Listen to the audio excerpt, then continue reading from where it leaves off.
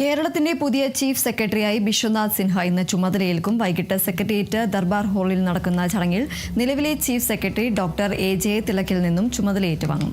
ജയതിലക് വിരമിക്കുന്ന ഒഴിവിലാണ് പുതിയ നിയമനം. ചടങ്ങിൽ ജയതിലകിനുള്ള യാത്രയപ്പും നടക്കും. മുഖ്യമന്ത്രി വി.ഡി. സതീശൻ ഉൾപ്പെടെയുള്ളവർ ചടങ്ങിൽ പങ്കെടുക്കും.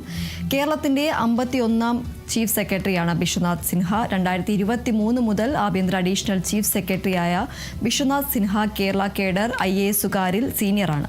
ബീഹാർ സ്വദേശിയായ സിൻഹയ്ക്ക് 2028 സെപ്റ്റംബർ വരെ കാലാവധിയുണ്ട്. ബിശ്വനാഥ് സിൻഹ ചുമതല ഒഴിയുന്ന മുറയ്ക്ക് ധനകാര്യ വകുപ്പ് additional chief secretary KR Jyothilal ആഭ്യന്തര അഡീഷണൽ ചീഫ് സെക്രട്ടറിയായേക്കും.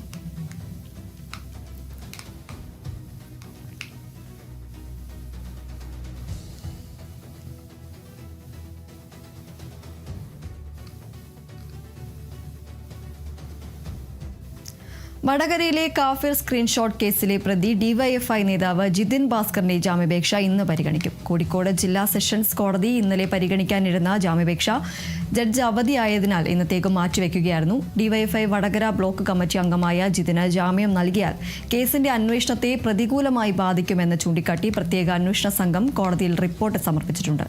ജിതിന് വ്യാജ സ്ക്രീൻഷോട്ട് നിർമ്മിച്ചതിൽ പങ്കുണ്ട് എന്ന് SIT വ്യക്തമാക്കുന്നു.